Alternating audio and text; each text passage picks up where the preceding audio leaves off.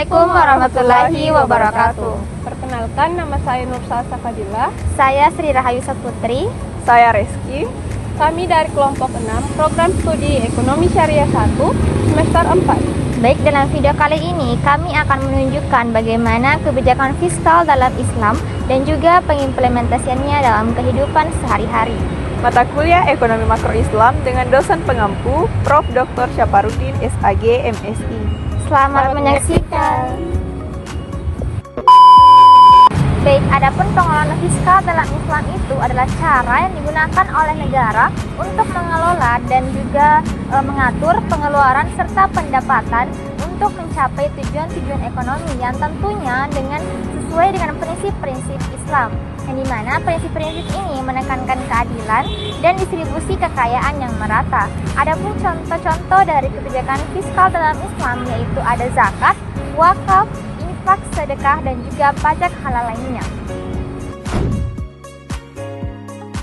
Wakaf adalah penyerahan harta milik pribadi untuk kepentingan umum dan juga ibadah, di mana pokok hartanya tetap dan tidak boleh dijual, sementara manfaatnya bisa digunakan secara terus-menerus.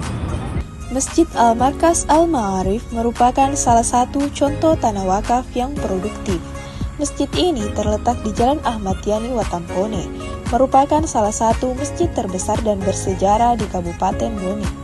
Dibangun pada awal 1980-an, masjid ini awalnya bernama Masjid Agung As-Salam sebelum berganti nama di era Bupati Haji Andi Muhammad Idris Galigo.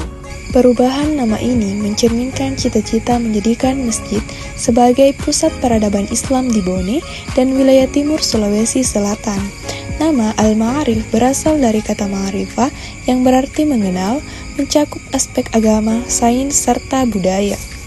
Pembangunan masjid dimulai pada era Bupati HPB Harahap dan selesai di masa Bupati Haji Andi Samsul Alam 1988 sampai 1993.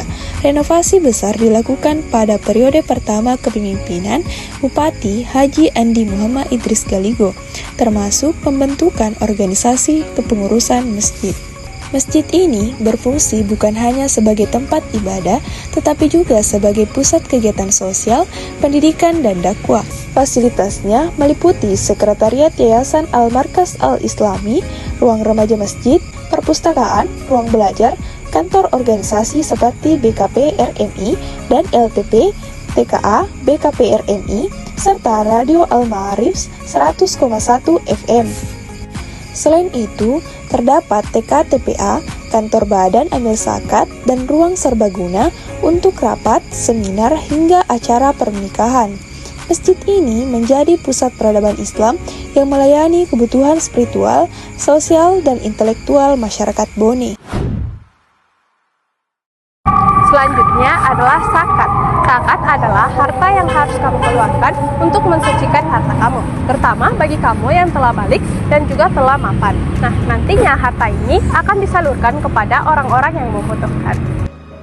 Kalian bisa berzakat melalui beberapa cara. Yang pertama, kalian bisa langsung datang ke Badan Amil Zakat Nasional terdekat.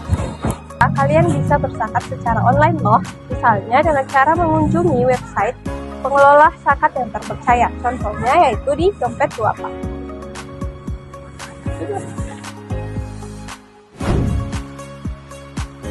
Pajak halal dalam Islam adalah pajak yang ditetapkan secara adil dan juga digunakan untuk tujuan bersama.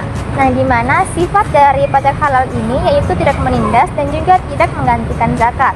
Nah, adapun pajak dalam kebijakan fiskal yaitu pajak digunakan sebagai alat bantu untuk menjaga stabilitas keuangan negara.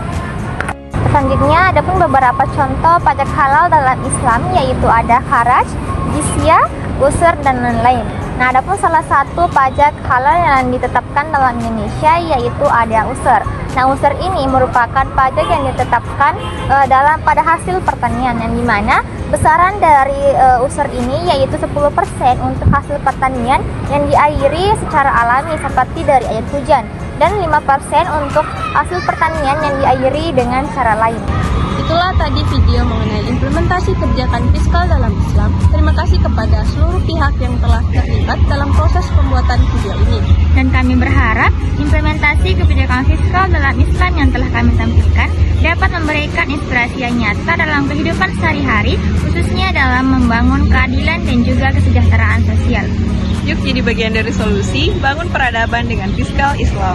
Semoga bermanfaat. Wassalamualaikum warahmatullahi wabarakatuh.